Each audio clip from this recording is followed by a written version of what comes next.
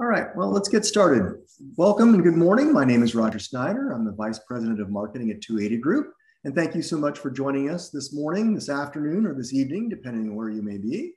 Today, we've got an awesome set of panelists lined up for our Ask Me Anything discussion about leading innovative product teams. Now, if you're not familiar with 280 Group, we've been in business for over 20 years, and we've seen many of the challenges leaders face when they're trying to establish a rhythm for innovation on their team.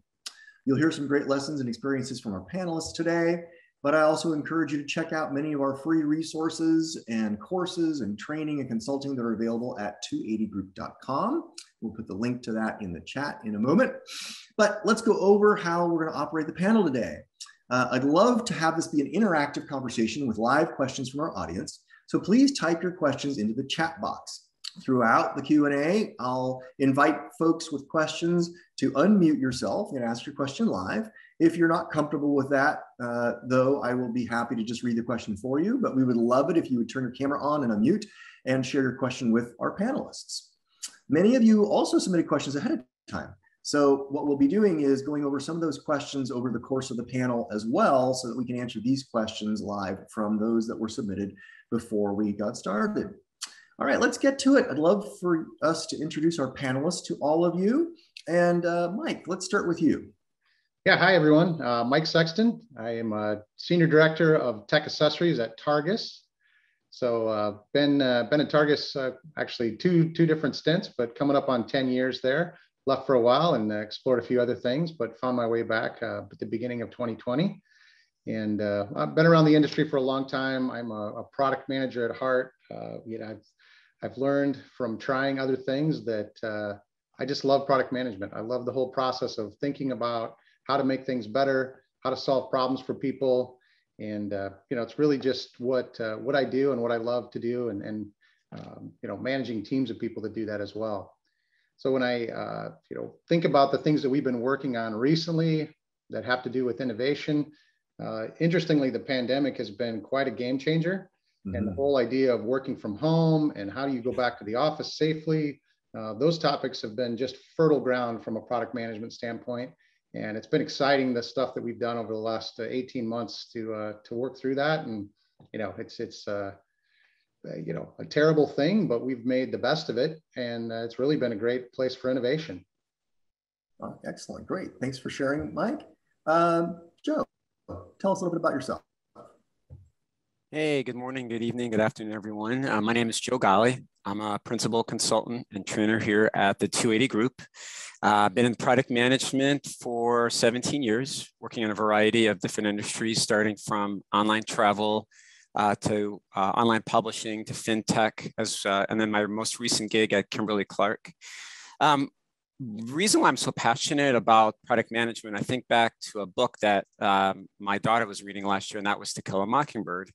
And in that book, the main character had a discussion with her father about, you'll never know somebody until you spend a day walking in their shoes. And that's something I really take to heart in the way that I live my life and the way that I work. And I just feel like product management is at the very heart of that. It's taking the time to have empathy for your users. And I just, in all aspects of my life, whether it's professional or personal, it's something that I just incredibly valuable. And innovation goes alongside that. Once you're able to understand and get closer to your users or your customers, I think those ideas, those creative, innovative thoughts are going to come there. They're going to make themselves visible. But that's really where it starts, just by understanding who your users are and having empathy for them. So thank you for having me. Great. Thanks for joining us, Jim. Last but not least, Todd, tell us a little bit about yourself. Hey, so I'm Todd Blockier, and I am standing in the exact same spot as Joe Gallo. Isn't that amazing? Two people in one position. So I'm a principal consultant and trainer at 280 Group as well. My background is in product management and marketing. I've worked in a number of different industries in media and publishing, clinical trials and pharma and nonprofit as well. My products have been in the space of video platforms and channels, done various mobile apps, as well as B2B SaaS tech. I'll have to admit here, innovation is not my passion. I'm passionate about solving problems for people, and I think innovation is a way to do that. But for me, whatever is the simplest way to do that is what wins. And I also consider innovation to be sometimes just a small change. So while with Tribune Publishing, I led the creation of the LA Times first OTT and STB apps on Fire TV and Roku. But my favorite innovation in my career was implementing nap time at my company, Muddy Yellow Sneakers. That was monumental, disruptive. Wow, I like that idea. That's fantastic. Hey, and it was before all the Silicon Valley companies did their nap pods. I just want to call that out. Excellent. So you were ahead of your time. Very good. Well, thank you, Todd. Thank you all panelists for joining us today. Let's get to the questions. I'm going to start with one of the questions that was submitted ahead of time. We had lots of great questions, actually, but I also look forward to hearing live questions. But our first question was from Fred in Virginia, and he asked, how do you first get the innovative ideas to start the process for innovation? And Joe, maybe you can kick us off on this one. Yeah, this is a great question. I think back to when I first worked in online travel. My manager, the first thing she asked me to do was spend 2 hours a week at our call center, literally sitting down, shadowing our call center reps. And what I realized is there's so much you can gain in just sitting next to your customers or shadowing them, listening to them. And like Todd, Mike, Roger, I think there's a theme you're going to hear today, and it's really around that innovation starts with how well do you know your customers? And, being willing to, when I was in that online travel role, I actually had the opportunity to follow up with our few customers and just ask them like, hey, my name's Joe. I'm new as a product manager. Do you mind if I ask you a few questions? Because I want to learn a little bit more about, you're planning your trip to Las Vegas, or you're planning your Disney World trip online. Tell me about what that experience is like, or tell me about what concerns that you have. You'll find that just doing a handful of those will give you a crazy amount of data and ideas that you can bring back to your team. And I'm going to emphasize the word team in that innovation, it isn't about all of us being individual Albert Einsteins. It isn't all of us being crazy inventors. It's about all of us coming together and ideating and brainstorming. But in order to be productive at doing that, you need to be able to have that relationship and have that transparency with your users. Mm-hmm. But great question. Yeah, and I like your point about this is a team sport, right? Yep. So sources of ideas that can lead to great innovations can come from anywhere. And I also really like the concept of getting it from customer support, because they're the ones on the front lines hearing about all the deficiencies of your product up front. Great point. Todd or Mike, you want to join in? Yeah, I'll jump in. I love Joe's answer about users as well. If I was to add to that to get to the next step, I think the next step beyond that is that you're not going to get innovation from one source, but you're also not going to get innovation at one time. I think we also believe, many times we falsely believe, if we get in a room, we get a lot of data and spend a lot of time in a room, boom, innovation comes out. And that's not the way it works. You need to be able to go play in real life. You need to go out there, try things, test things. When they fail, try again. Mm-hmm. And that's where innovation comes from. So the one thing, and I'll give a tactic here, because I like the question is, how do you first get innovative ideas? Yeah. Another source of innovative ideas, by the way, is bad ideas. I know that sounds crazy, but I used to run a writer's room. And one thing we would do is we'd start off with 5 minutes of bad ideas. And we would just spend 5 minutes giving the worst ideas we could think of. And more often than not, it would lead to good ideas. And so I think that's one thing to do as well, is you're giving all this data and information. Be open to all ideas when you're brainstorming and see where they go from there. Awesome. I like that idea. That's cool. I'll jump in. And I agree with what the guy said. Absolutely. I started my career in tech support. So people don't call tech support to tell you how great their product is, right? It's, you hear the real stuff. So I think those are great sources of information.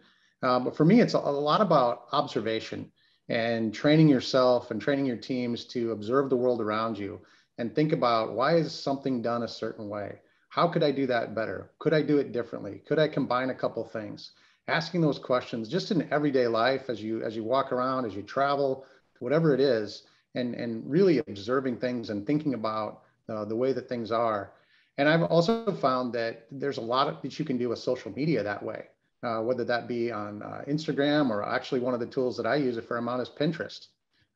You can search topics, working from home, something we've been working on a lot.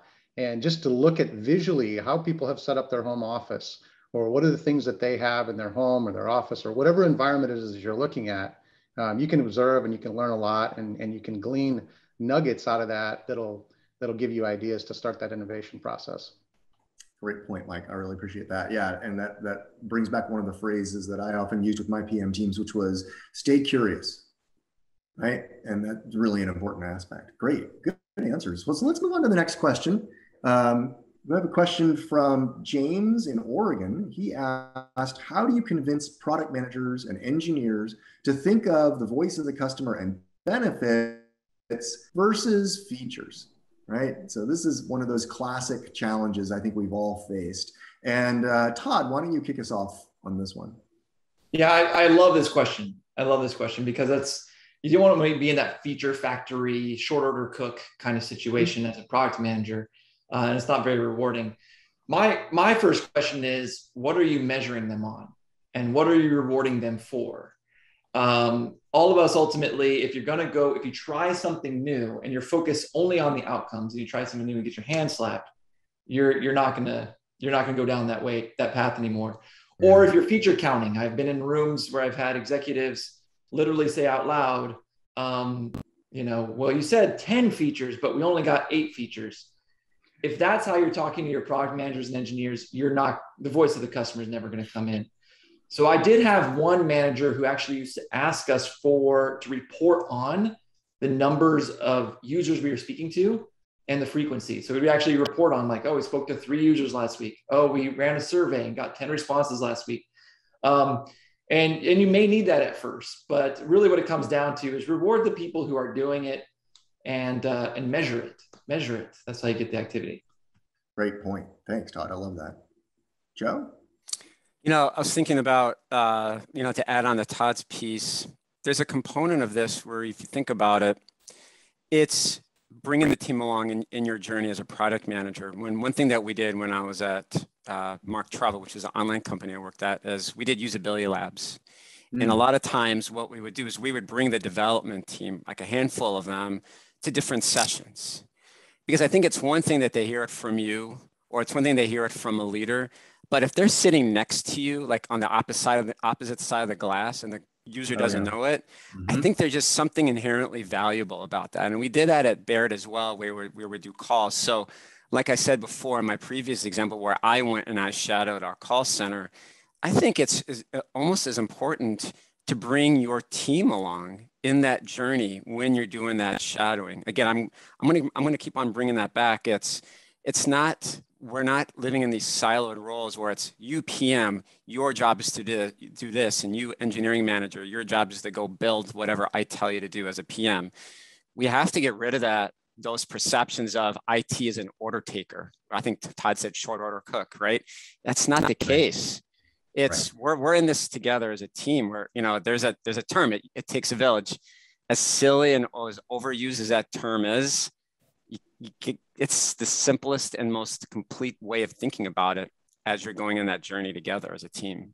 Yeah, it's a very good point. So take your engineer with you, like you said, to a focus group, or take them with you on a sales call if that's possible, right? Especially if you have local clients that you make that an easy trip. So great example. And Mike, what are your thoughts? Yeah, I think as you're managing teams that have to do this, ask a lot of questions, right? Ask them, why are they doing this? What are they thinking? What do the people outside the group think? And I think that's maybe one of the biggest mistakes that we all make is we keep things in-house. And I think to Joe's point, right, we're not in silos. It's a group effort. And I try to expand that as much as possible, right? What does my wife think about it? What does my daughter think about it, right? People that aren't close to it, if you can explain it to them, you have a better chance of it making sense to people that are close to it. One of the questions I'll use is if you had to go present this to our CEO and explain to him why someone needs this, what would you say? And it's a big stage. It's a little bit of pressure that they would be under in that case, but it really makes them focus the thought and, hopefully focus on the customer side of it and the benefit, not so much just the feature. Right. So a benefits focus, I think that's really, really helpful. No question. I really like Todd's point too, though, about you are what you measure and you are what you reward. So setting up metrics of success that aren't about the feature count, but are instead, to Mike's point, about the benefits that we're offering, right? And if you can even come up with a benefit that, look, if we did this, it would increase customer productivity 20% or reduce their cost of usage by 10%, whatever it might be. When you are able to then say to your engineering and product management teams, we want to have 3 benefits this coming quarter that will lead to these outcomes, right? Again, being outcome focused, that is really powerful. So your incentive programs, or the way everyone just thinks about what success means, are good ways to try to open up the lens on what does innovation mean. So great conversation. Really appreciate that. Okay, so I'm looking forward to questions from the chat box. I haven't seen any in there yet, but let me go to the next question that we received ahead of time. So Paige from Arizona asks, what are best practices for collaboration when product and innovation are separate teams, when you have like an innovation team? And let's see here. Mike, can you start us off on this one? Yeah, this is a great question. And I've been in organizations where we've done it multiple different ways. And currently at Targus, we have a design and innovation team that's part of, but somewhat separate from the day-to-day product management and development team that executes the development. And so I think that the way that I've seen it work best is where leadership or the organization as a whole identifies some themes and some areas that you want to focus on.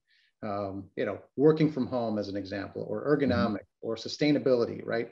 Big themes, big ideas, that areas that you want to progress in. And you have the innovation team really research and think about elements that could be incorporated into that, and have that research and work be done outside of that NPD process. Right? The drive to bring a specific thing to market, right? So that as the product management team does its product planning, they can take some of those elements that the innovation team has researched and found and bring those into that NPD stream. And I think that works pretty well. It certainly is not an exact science, but in practice, I think that works pretty well. Excellent, great. Who else would like to join in on the conversation? Todd. Yeah, I'd love to jump in. I've been in this situation. I'm gonna live answering this question. I'm gonna live from the product persona here, because the product manager on that side of the coin, where you have an innovation team that's bringing ideas and then hand it to you. I don't find it to be the ideal situation. As a product manager, I want to play in the problem space and the solution space. I don't want to just be handed a solution and then go to validate. But I will say this, there is a benefit if you find yourself in that position as a product manager, where you're working with an innovation team and they're handing ideas to you to then take. And that is that you have no marriage to the idea, right? It's not your baby. A lot of times the ideas are baby. It's kind of hard to test it. So the great thing is when it's not your baby, you don't have that personal connection to it. And I say attack it with knives. And that's what I did. I go out and validate. And by that, I mean experiment, right? Experiment thoughtfully, but go out and know what you're looking for and test it.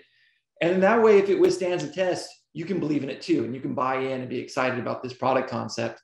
But if not, you can turn around and say, look, this is the rigor I put it through, and this idea doesn't live. Yeah, I like that idea. That's great. Joe, anything to add? No, the idea of just being humble, like to Todd's point. The reality is, right, I think one of the most critical skills of being a product manager is humility. Right. You're not always going to come up with a great idea. Somebody else may come up with them. And you just have to be able to swallow your pride as a product manager and realize, hey, look, we're in this together. Success is not it's not one person that's going to get the accolades. It's the team. Right. And so remembering to have that humility and realize, okay, if you do have a separate innovation team, work with them, partner with them, understand them. If you want to be on that side, learn to figure out how to get on that side of the fence, if that's something you're very passionate about. But don't, like to Todd's point, don't be closed-minded about it. I think just being open-minded is really critical. Well, yeah, and I like Todd's point that you can be more critical when it wasn't your idea to begin with. Yeah. The other thing I'll add, I've been at companies where this was the case, where we had an innovation team and separate from product management. And one thing that I worked towards was having, as a product manager, questions come up and being able to then feed those questions to the innovation team and see whether or not we could actually start the cycle where it's not always innovation first and then PM second, to Todd's point, but get it into a cycle where, as a product manager, you hear something from customer support or sales visit or the results of a focus group. And out of that comes more questions than answers typically. But can I then feed some of those questions to the innovation group and say, hey, can you go off and do this research for me? And then that really gets that power of a team designed for that to be able to come back and feed you with some answers that may actually help find a solution for the problems that you've uncovered. So make it more of a collaborative back and forth relationship between PM and innovation. I found that to be very helpful. All right, we're starting to get some live questions. So Nishant, if you don't mind unmuting and turning your camera on, we would love for you to share your question with our panel. Sure, can you hear me right? Yes, thank you, Nishant. Sorry, I couldn't turn on my camera right now, but I can speak on my question. So I'm from MasterCard, I'm a product manager. And I have questions regarding, so we are following a product management life cycle from frame to concept to prototype, market test, and commercialization, all the different stages of the life cycle. And the question is, for each of the stages, how many customers we should engage, starting from the frame. We do get a customer interviews to understand their pain points, problems, and then we move to the concept. How should we keep them engaged, and what is the average customer retention we should expect from each of the stage until the market test? So you're looking for your written question. Any good numbers, any magic good numbers, yeah, for the minimum number of customers we should target for the pilot, and not even only for the market test, but for earlier stage as well. Excellent, great, thank you for the question, Nishant. Who would like to start off on this one? Joe? I believe the rule of thumb, I think that's a great question. So I believe when we're doing our best practices, when I was at Kimberly-Clark, our magic number was 5, right? 5, if you think about it, you start with who are your personas, right? I think that's the most critical piece, right? You start with who are your most critical personas or users, right? What are those attributes? Making sure that you have some consensus on that. And then within those personas, ranking them, right? And the way that we always went down that journey is I always start with my top 3, right? Because as you learn more about your personas, you're going to identify more. Sure. But I always start out with this is not an exact formula. It's a baseline, give or take 20% either way.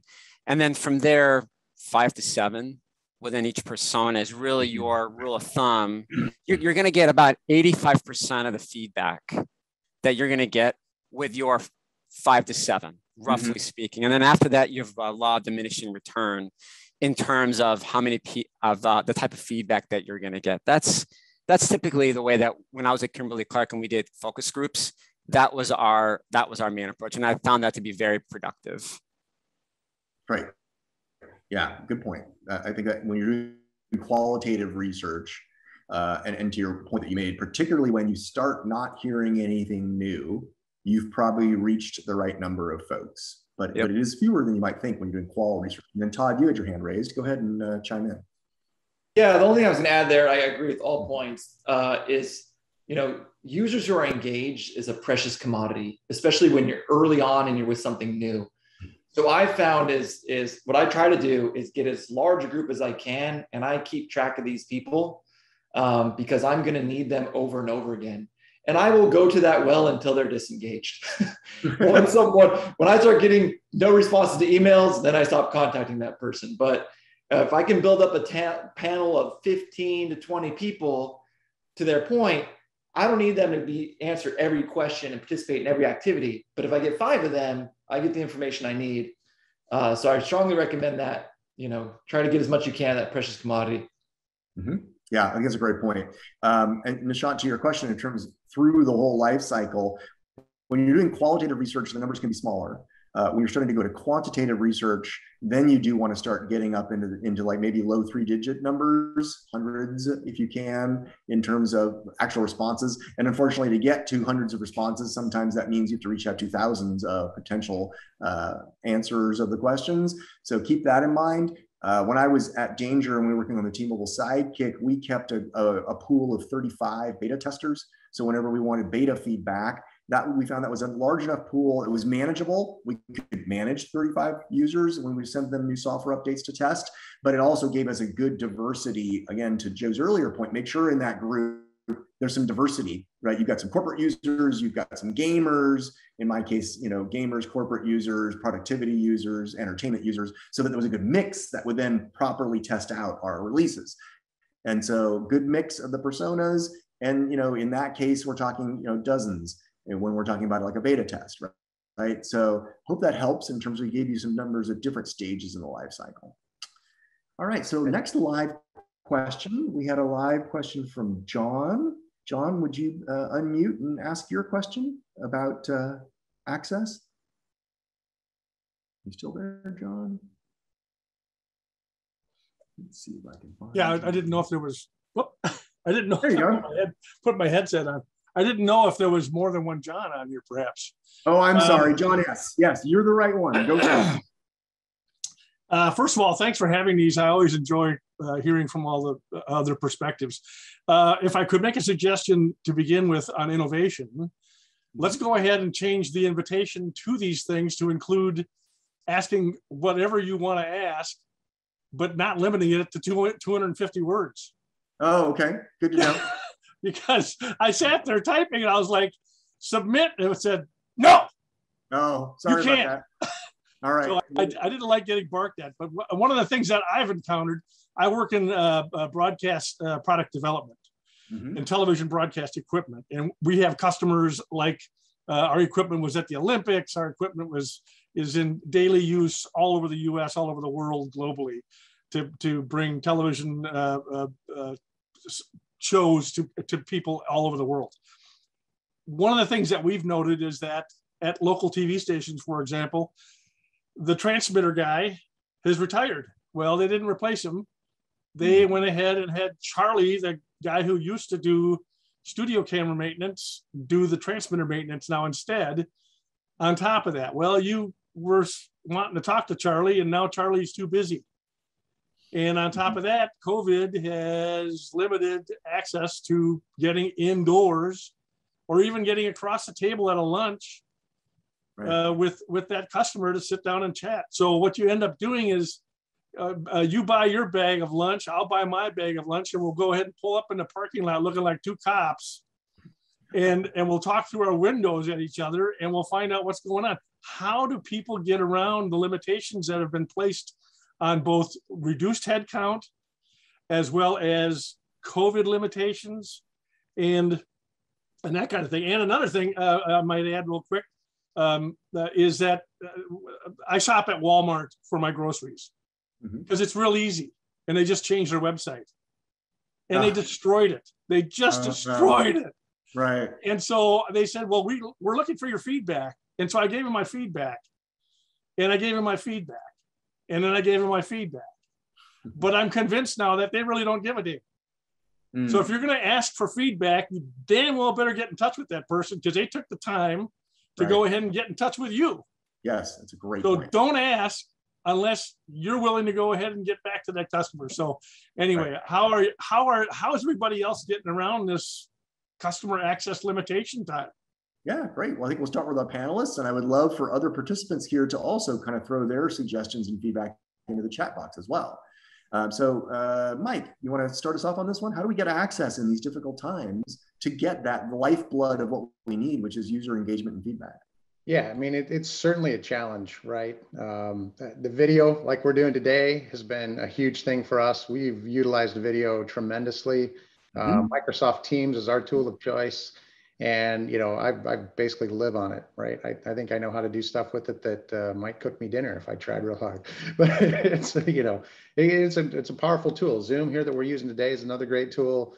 So I highly recommend those tools. And, what I've found is that people are looking for answers.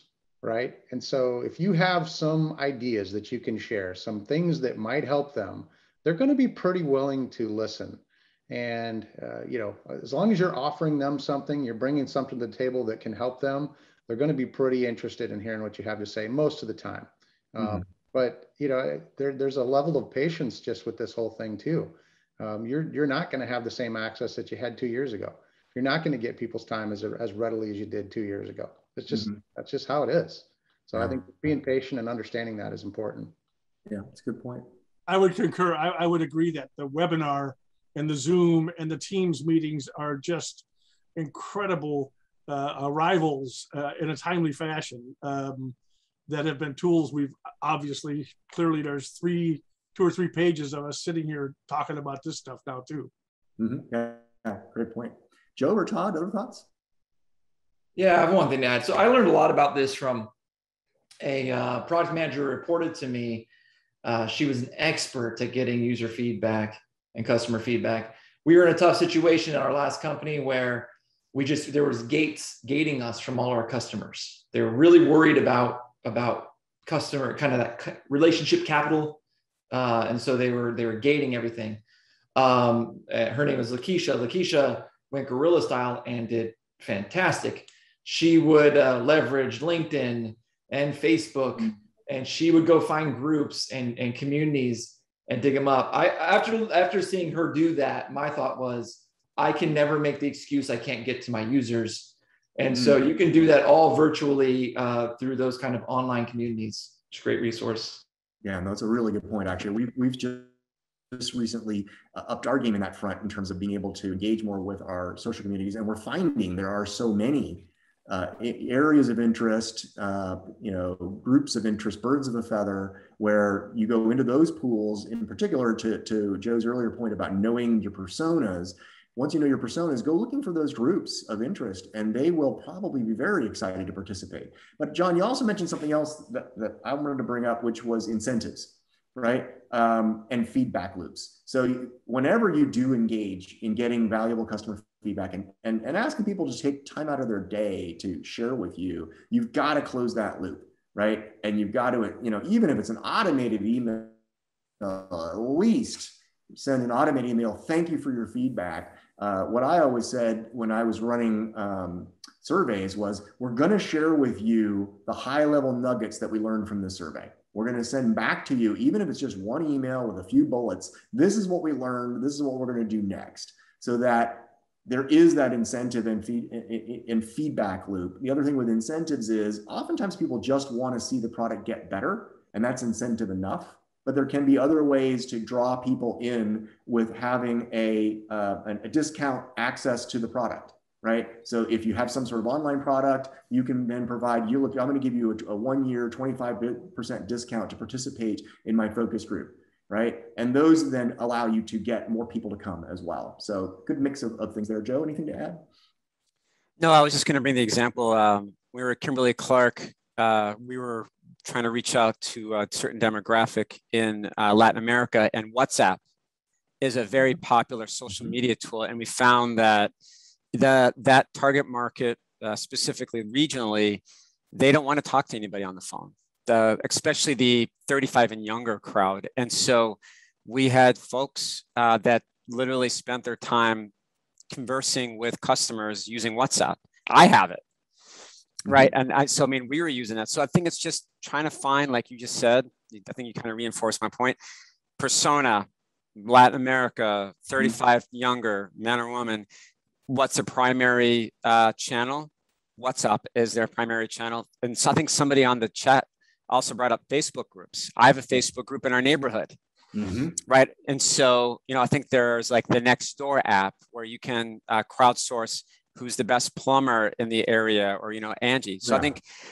I think those are really good, unique ways of learning more about your personas and your users, and really trying to understand really what are their pain points to overcome. Yeah, and I've tapped into those.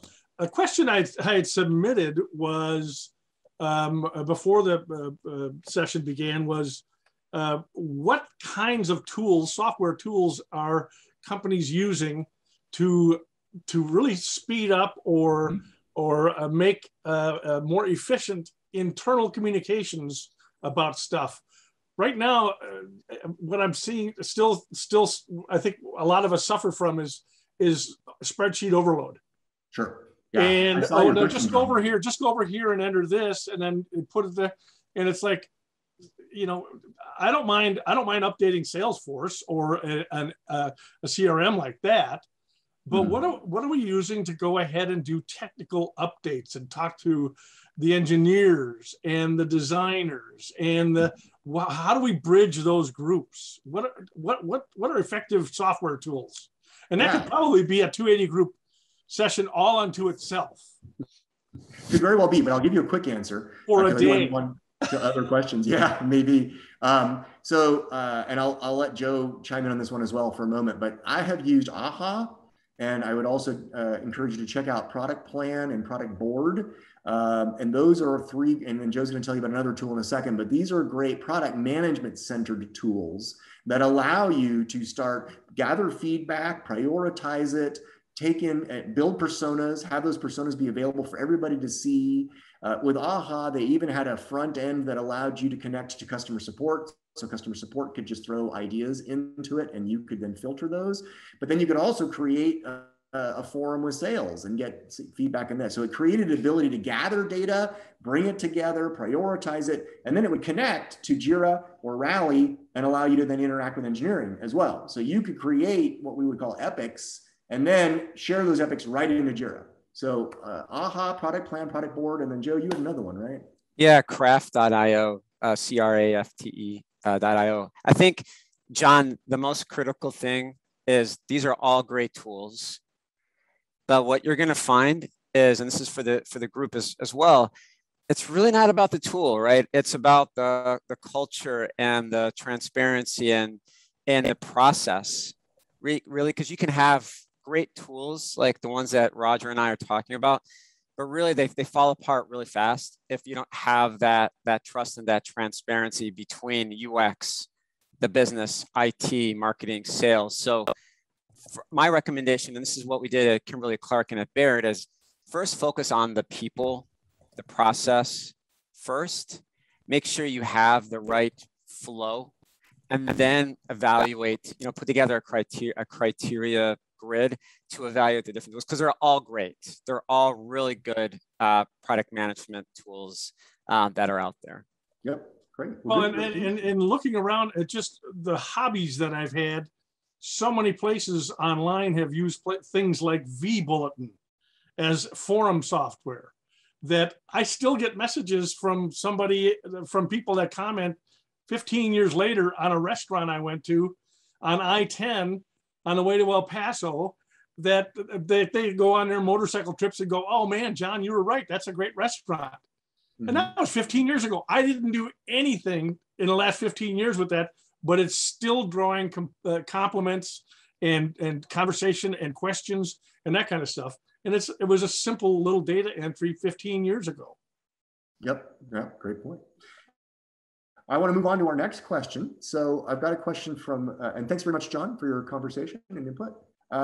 Fred from Virginia asked, how do you get your team to stretch out of their comfort zone to think innovatively through the process of producing an innovative product? So thinking, getting out of that comfort zone was what really struck me on this question. And who wants to maybe Mike, you want to start us off on this one? Yeah, I mean, there's a lot of different ways to do that. But one of the things that I think is helpful is setting aside time to do innovation, brainstorming, thinking, right? Everybody is so inundated with the day-to-day, right? Emails and meetings and presentations and all that. You've got to set aside some time just to do this in a different way and really be open and honest about it. And I think I've always had the idea of haven't been able to execute this often, but Friday coffee, right? Spend an hour on Friday morning just hanging out, talking about different things. And even if you're doing that virtually, where it's separate time where you're not doing the things that you do all 50 hours a week, right. And let people talk about anything. right? It doesn't matter really what the topic is, but there are ideas and nuggets and things that come out of, hey, did you see that? Did you notice what was going on over here? I saw my kids doing this one thing, or I was in this restaurant and I saw this thing. And it's, you know, it's part of that observation mentality and training your teams and the group to look outside of itself for that inspiration. Think about the customers, think about how people are using your products or your competitors' products, what your competitors are doing, and just having that open forum and dialogue, and not constraining it to, hey, you've got to come up with the next big idea in your product area. Right. That's rarely going to work. Right. Yep. So that's what I would start. Yeah, I love that. All right, Joe. Yeah, you know, right on with that, Mike, in terms of that time. So one idea I want to share with the group is when I was at Baird, every summer we used to do a hackathon. We called it a Solutionathon. And so what we would do is the IT team would break off 2 weeks, and they would do a competition amongst the different product teams, and they would do a competition on something innovative. So it was full transparency with the businesses, like, look, we're going to siphon off these 2 weeks. We're going to get T-shirts. We're going to bring pizzas in for the team. We're going to do a competition. You're going to do a presentation. You're going to present to the business. Here's my idea, and here's why we think it's a really cool idea. And then at the end, it's maybe halfway baked. But the idea is that you're creating like an event, you know, and the key that we found, it made it successful the second year was, like I mentioned really early on, is making sure that when they're doing that Solutionathon, those ideas are coming from the foundation of, do your IT team, do they know who your customers are? Do they know those pain points? So that way, they're not just coming up from their ideas, because they may not be who your target market is, right? So, I mean, it just created a lot of fun. You know, we got balloons and we had a celebration and there was a winner and there was a gift card. So make an event out of it. And then that way you never really have to worry about, are they wasting time or are they not being productive? Just be like, hey, look, these 2 weeks in July, we're going to do a Solutionathon. Here are the events. Business, can you support us? Come to the event, bring your C-level executives, bring your directors, and make it something fun and exciting for everybody. It's a good team building activity. Yeah, great point. I'm going to add to that in a second, but I want to hear from Todd first. Yeah, I'm going to take a different slant on this. So I say in my LinkedIn profile that I've been a product manager since I was 8. I used to create games for our neighborhood, and then I make new games. I learn what they like. I would do something different. Sometimes I would change the rules of the game during a game to make it more fun. That probably doesn't sound fun to people, but it worked for the kids in my neighborhood. And that's what I did. In fact, a friend of mine who's 40 years old, upon seeing my new house, his first comment was, "This would be a great place for Ball in the Hall." So it's had some stickiness to it. But here's the point I was going to make is innovation, I think, requires play, and you can't innovate for innovation's sake. I think if your goal is innovation, you're going to fail to meet that goal. So I'm going to share, this is my personal definition for innovation, which is significant change in the pursuit of a greater purpose. I think you have to have a greater, and my great purpose at 8 years old was have fun with my friends. But I think when you have a greater purpose, then you can find the changes that help you reach that. Another example of that is songwriting. I'm a songwriter, and I find that anytime I sit down and try to be creative, it doesn't happen. Right. I'll wake up at 2 a.m. with a song in my head, but if I try, it doesn't work. Yeah, no, it's a really good point. So I wanted to leverage both. I love your idea, Todd, of just you always have that end in mind. And I love the idea of play being a part of this. So Joe and Mike, I wanted to leverage some things you said, because you reminded me that my last company, we had days of innovation. And the day of innovation was something we started one year, we did it twice in a year, and then the next year we did it quarterly. But the thing that was kind of different about it was we involved everyone in the company. So we had what we called innovation guides who would then be assigned team members, and they were team members across the company, somebody from finance, somebody from legal, somebody from the development team. And it was the ideas that were brought out were then voted on, and then and teams picked ideas that they were going to work on. So there was a lead up to this. But then the day of innovation was run like a hackathon, and coming up with ideas. And then there was follow through to John's earlier point, where we track those, could we actually then apply? And some of them were process innovations. I want to point out too that you can be using innovation to improve the way you work, right? And so some of these innovations weren't just about products. They were also about the way we do developing products or the way we run our business. So be looking for those opportunities as well. But these days of innovation were really, really interesting because they did break everybody out of their comfort zone. To Todd's earlier point, it got people who wouldn't normally think that they were thinking about innovation at all to be a part of that. And it really did bring some fresh ideas to the table. So really great approach. I hope that helps folks in the audience. And if you have ideas, more ideas that you've had at your companies, please share them in the chat box. All right, we have a little bit of time left, so I want to go on to the next question. Amy, and she didn't tell us where she was from, but Amy asked, like having an agile mindset, teams need an innovation mindset. What are some ways to get engineering teams, and I'm going to expand it to product teams, to think about innovation when they have historically focused on delivering MVPs that basically just keep the business running? And you know, I've been in that challenge before too. You get into this cycle where all you're doing is the next release is just fixing the latest bugs or just dealing with the loudest salesperson's next request, right? So how do you get out of that loop and start to create this innovation mindset? Who wants to start on this one? I'll take that one. So, right, yeah. So Roger, I think this is an interesting one, and I've got a really great story, personal story on this one. But you know, at Targus, we participate in the Consumer Electronics Show every year. It's a good opportunity for us to engage with our customers. You know, for me, I just love walking the floor and seeing all the things that are out there, and there's a ton of new ideas that I can get from that. But one of the things that CES does is they have innovation awards. And so you submit products, and typically there are concepts that maybe haven't launched yet, but they're products that you think are innovative and the next step and things. And you know, so last year, in the middle of the pandemic, we were looking at, you know, how are people going to return to the office, and how do we do that safely? And so we looked at other industries and how they were doing things to combat the virus and bacteria that are out there. And we found that in healthcare, they've been using ultraviolet light, UVC, for a long time. It's a common problem in hospitals. MRSA is a big problem in many, many hospitals. And so we were able to adapt that technology to the desktop. And we submitted that for a CES Innovation Award. And we actually won. So that was kind of fun. But the idea of having that innovation award and that annual event that happens that's outside of the organization, right, as an incentive and as a marker for you to target with new ideas as a product manager or as a product team, you know, when you win one of those awards, there's a lot of bragging rights that go with that, right? It feels good for the individuals involved.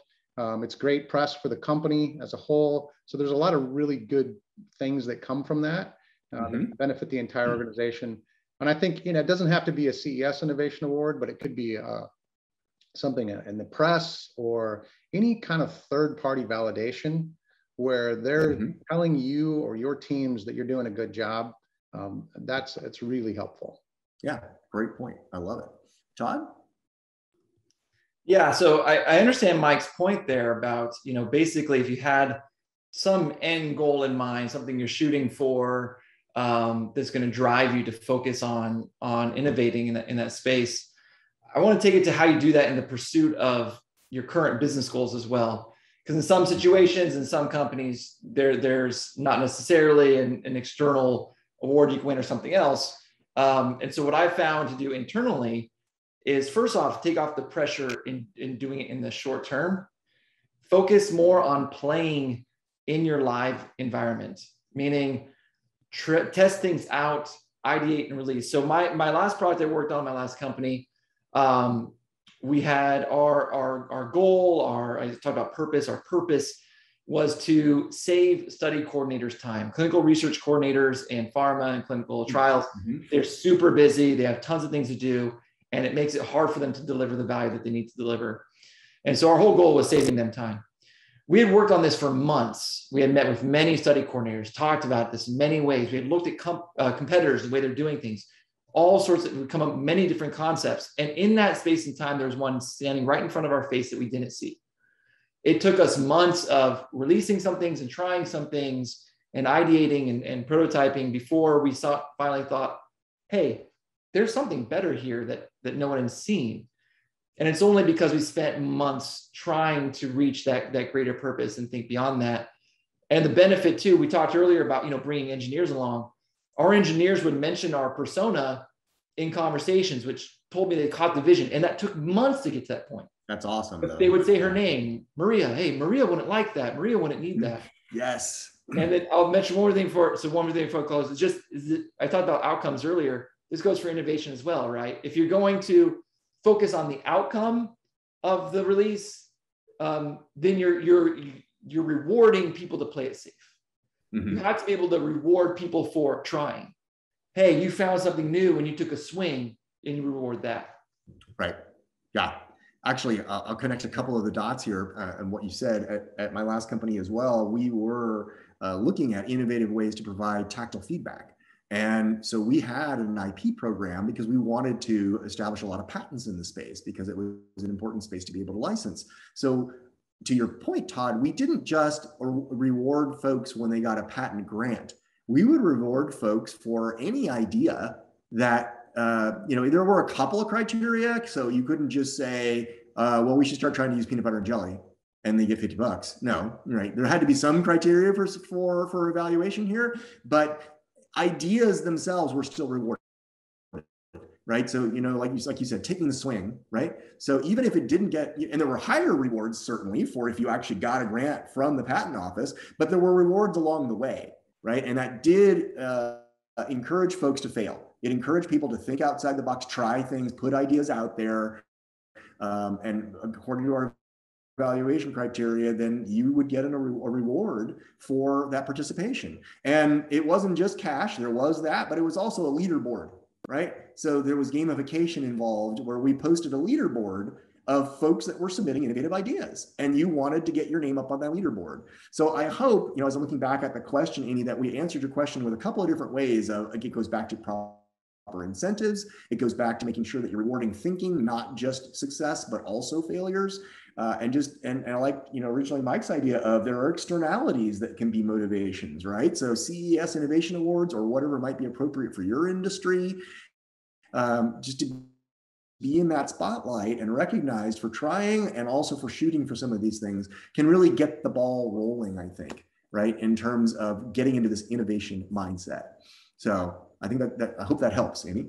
A little bit of time left. Let's see if we can get one more question in. So Paige asked, when is the best time in the roadmap evaluation process to test ideas? And Todd, maybe you would put your name on this one. You want to start us off? Yeah, sorry. You said the process? When in the roadmap process? When is the best time in the roadmap evaluation process to test ideas? And I think it's a softball. The simple answer is always. Always do that. But I mentioned playtime earlier, mm-hmm. and this is where I believe in inviting stakeholders to playtime.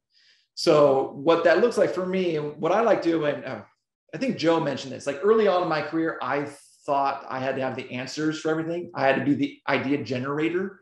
Mm-hmm. Later on in my career, I realized I actually don't have to generate many ideas at all. I just have to be good at sourcing them. And so I bring my stakeholders into that. We create what we call bets, we're basically, hey, if we do this, we think we'll have this result. And now they're with me. They're with me as we put the roadmap together. They're with me as we generate hypotheses and we test them. And then and your question was where in the roadmap process, what this looks like, playtime, what this looks like in product terms is you're doing it before, you're doing it in your roadmap meetings. You're doing it before your release planning. You're doing it again afterwards, after you have a playback and you say, this is what happened and this was the result of our bets. And you're doing it in your showcases.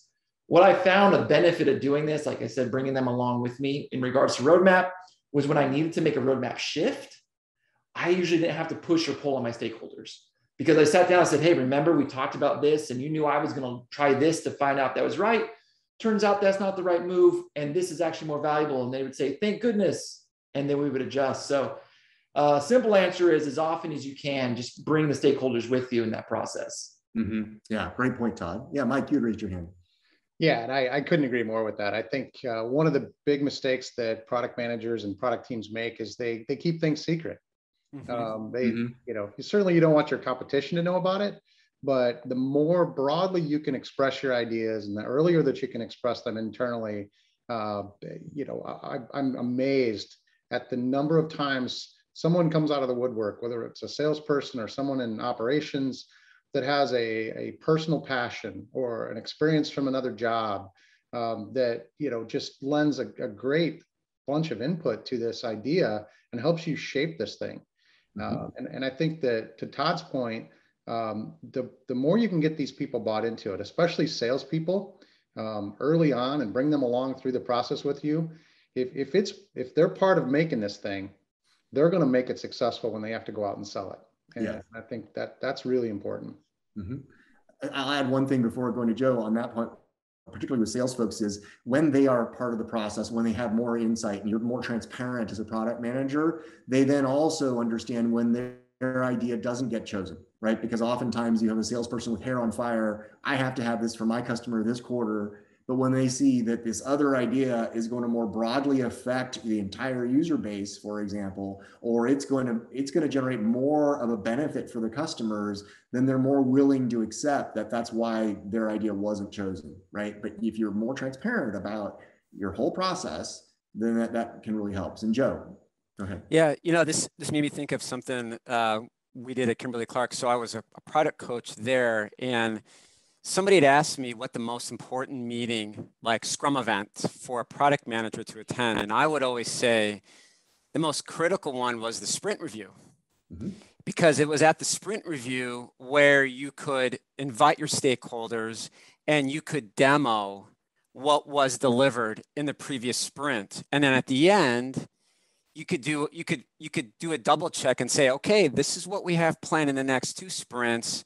And hey, the results that we're seeing, this is, you know, hey, are we still good on the next quarter or the quarter after that?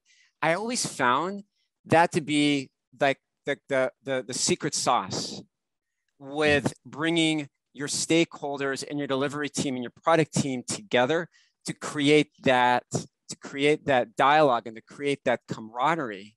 Because then it was, okay, how did it go? I'm looking forward to coming to the next sprint review. And it actually eliminated a lot of unnecessary meetings with different stakeholders and different individuals, because we were going to announce and we were going to be really transparent about it. And I think it's not so much when in the process, I think it's more of a cultural change in terms of a roadmap is not a covenant. Right. It's a dynamic, it's a source of communication. It's a mechanism to talk about what your product strategy is. And so it's really converting it from, I've completed this artifact, now here you go, to more of, I presented you this artifact last month. It's going to update because I'm getting real-time feedback from our users and making sure that they understand this is going to change, and that's a good thing. Yeah, that's a really good point. And the sprint reviews, then getting back to the original question, are the opportunity to determine, well, what next tests should we conduct based on what we've learned, right? Exactly. So Mike, you had raised your hand. I just have to add one. It made me think of something that we've done recently that I don't think we would have done if the pandemic hadn't happened. So we have quarterly global sales meetings.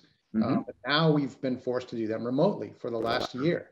Right. And one of the things that we've done is, instead of presenting the product roadmaps and the product concepts and things like that we present to our sales team live, what we've done is we've recorded those, sent them out to the sales team in advance of the meeting, allowed them to, and actually required them to watch the videos, and then send in questions.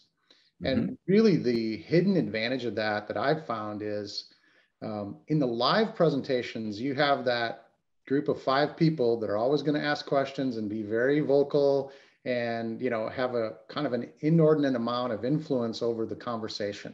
Right. But when we've done this offline, what we've seen is everyone participates. Oh, that's Many, awesome. many more people are asking questions, presenting ideas. Like I said before, those people are coming out of the woodwork with personal experience and so forth. That's very helpful to the conversation that maybe would not have spoken up in that live forum. And so it's been a change because of the pandemic, but I think it's been a really positive thing that has helped us a lot. It's allowed for more engagement from a wider audience. That's fantastic. Great. Absolutely. Well, we're at the hour. I hope everybody had a great time. I know I did, and great conversation, lots of good questions, good dialogue. I want to once again thank Mike Sexton, Todd Blackiere, Joe Galli for spending your time with us to share. I want to thank all of the folks who sent questions ahead of time, as well as questions during our discussion, made for a really lively discussion. And I hope everybody comes away with some new ideas on how to bring innovation to their product management teams. Thanks very much. Have a great day, everyone. Go out and build products that matter. See you later. Bye, everyone. Thank you. Thank you.